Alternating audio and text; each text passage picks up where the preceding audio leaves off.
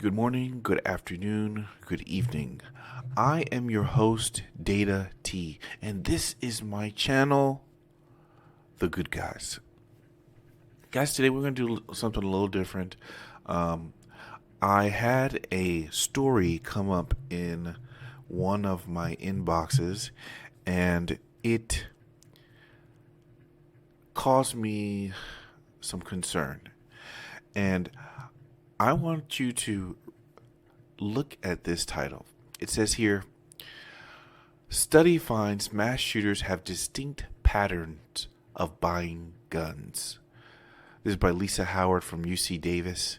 I'm going to go through this story in its entirety, and we're going to talk about it because there's some things here that are a little bit, they're cause for concern.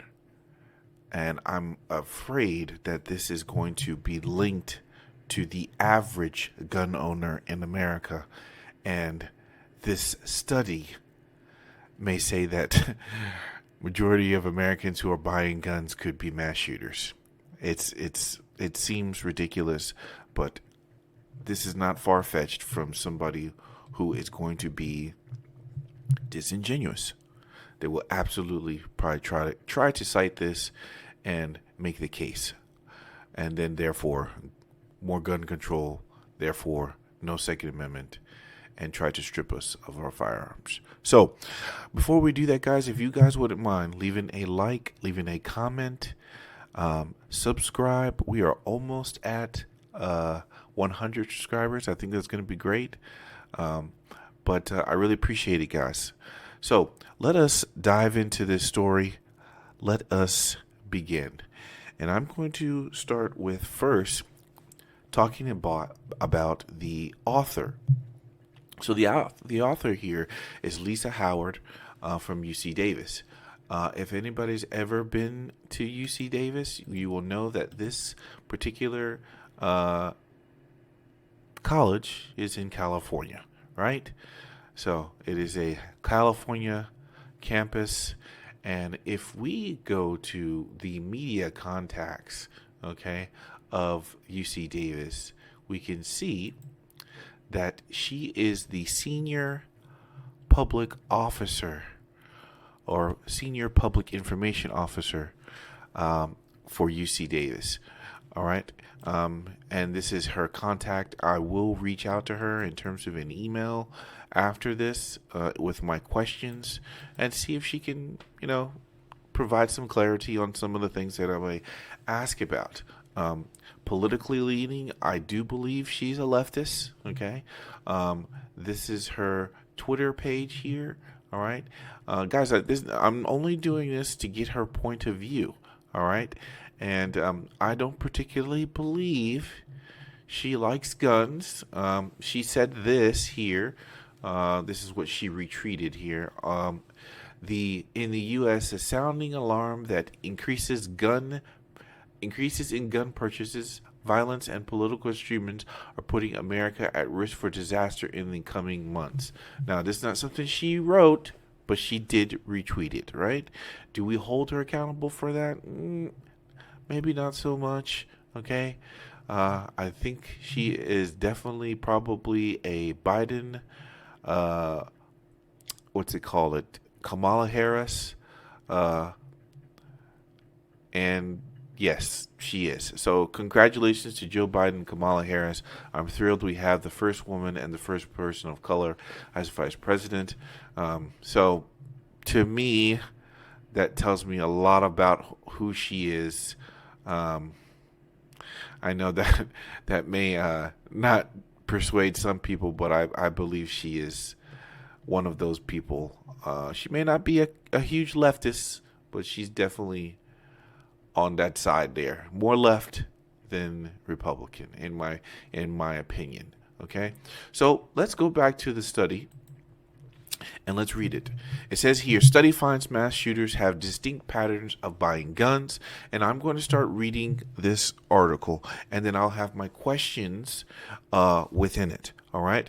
And it says here the increase in gun violence in the United States has put pressure on law enforcement and others to find ways to reduce it. In 2022, there were 647 mass shootings, up from 383 in 2016.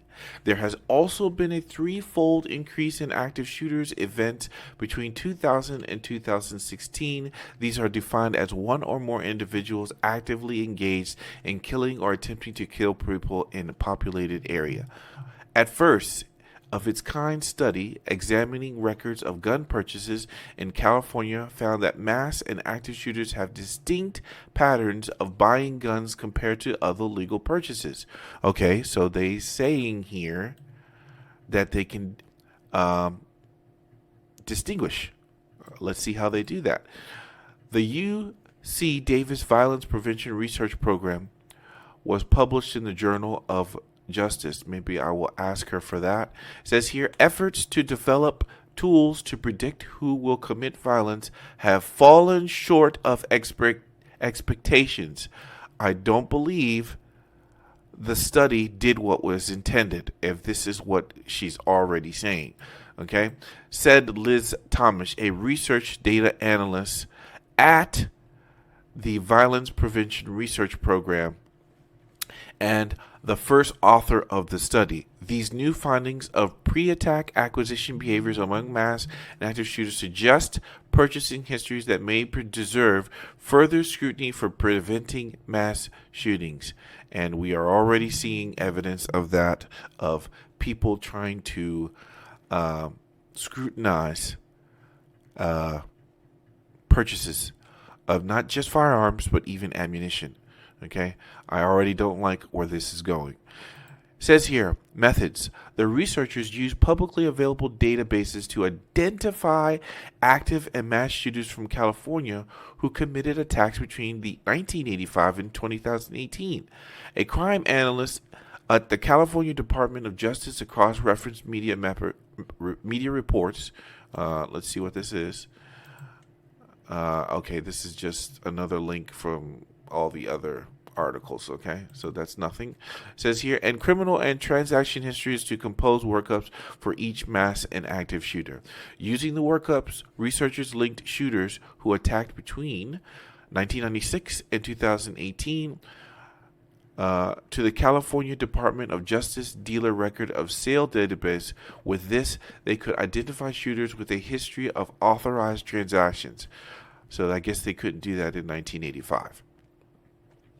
The database has recorded information on all authorized handgun purchases and transactions in the state in 1985, with detailed transaction data beginning in 1996. Okay, so this is the difference. The more comprehensive data started in 1996, okay, understood, allowed the researchers to compare mass and active shooters' history of firearms acquisition with those of other purchases on a variety of factors. In addition, the study examined factors associated with firearms acquired closer to the date of attack among a set of individuals from California who committed a mass or active shooting between 85 and 2018. They were analyzed whether or not they had a record of legal purchase. Guys, so far, I'm not seeing too much, but let's see. This is talking about the results. The researchers identified several distinct patterns of gun purchases for buyers who went on to commit mass shootings. Compared to other legal gun purchases, mass and active shooters who perpetrated an attack between 1996 and 2018 and had a history of authorized purchasing. Let's see. The results. Purchased more handguns in the year before the attack. This could be anybody. This could be me. I purchased more guns before the year before. This could be anybody. How can this be one of the results? Holy smokes. It says here, purchased their first gun at an older age. So all those people in 2020 in the summer of love and pandemic who purchased their first firearm can become our pre-indicators. and we already know that studies show that majority of mass shooters are male, and they are at a young age. So at an older age, what age are they talking about? It says here, we're more likely to have a history of purchase denials. What does this mean? Let's see. Some buying patterns suggest pre-attack planning and desire to have a firearm purchase record that was harder to trace. Analysis of individuals from California who perpetrated a mass or active shooting between 1985 and 2018 found that firearms acquired closer to the date of the attack were more likely to be long guns used during the attack and purchased out of state. Long guns. So not handguns. And we know that majority of mass shootings are committed with handguns. We know that for a fact. Okay? That is according to the University of Maryland when they did their study. And there's another study that talked about mass shootings, and majority of them are committed with handguns. Okay? We saw that the Virginia Tech one, that was the most prolific, and he used 2. Let's see. It says used during the attack. Okay. Purchased out of state. If it's legal, I don't see a problem with purchasing guns out of state, but they're saying that majority of these mass shooters purchased out of state, acquired in an unauthorized manner, even among some mass and active shooters who were not prohibited from buying guns at the time of purchase. So illegally. Okay. Now it says the limitations. I guess they're talking about the limitations of this study. The researchers noted that the study had limitations. The sample size of 22 mass and active shootings in the case control analysis was small, which limited their ability to look at multiple independent variables. Guys, 22 mass shooters, mass active shooting. This is not a big enough sample size. This is not 22.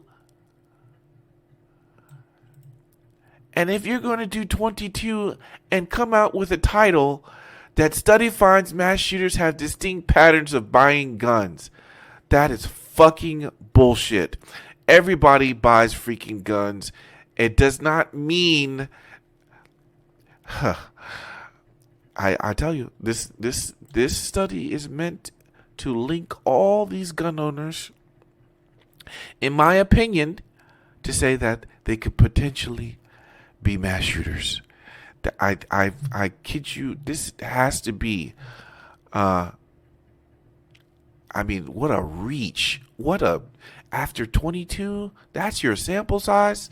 It says here the researchers, were also limited by the information available in the databases. I bet.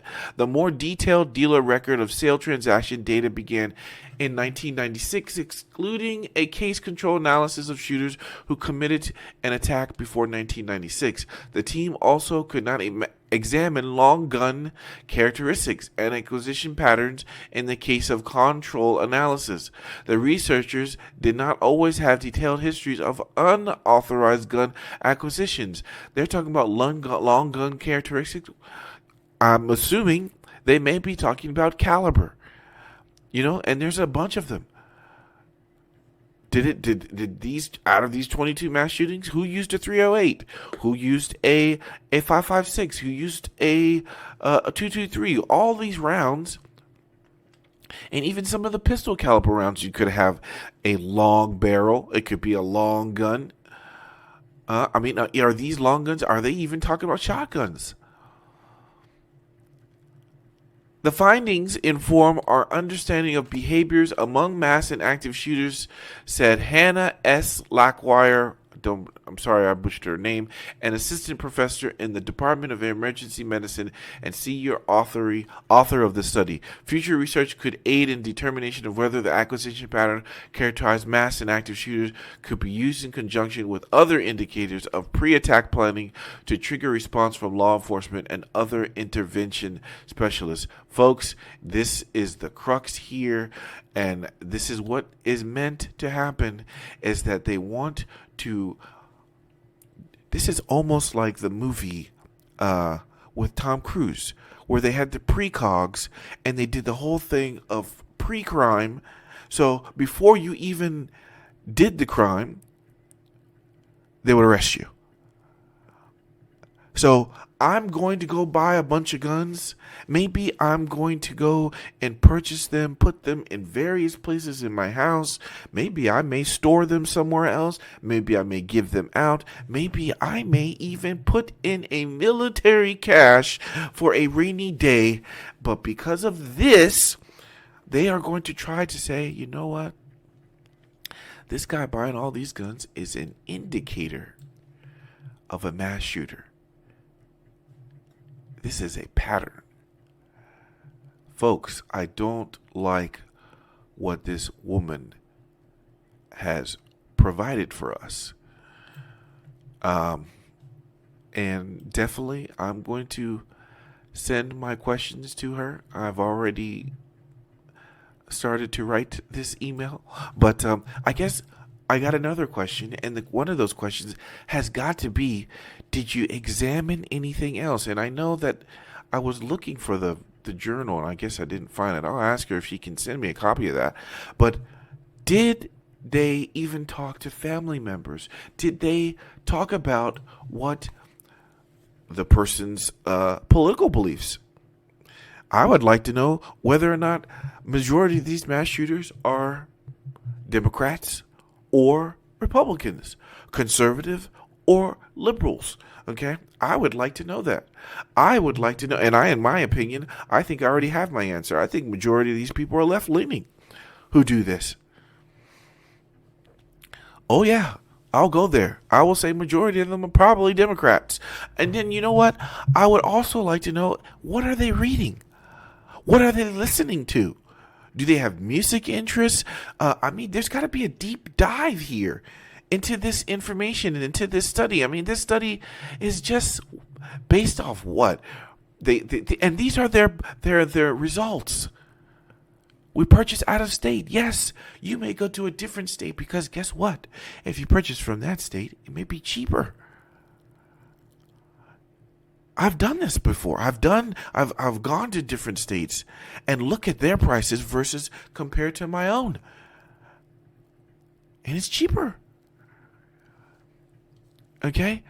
Purchase their first gun at an older age. So many people did this. Handguns, more guns than the year before, guys.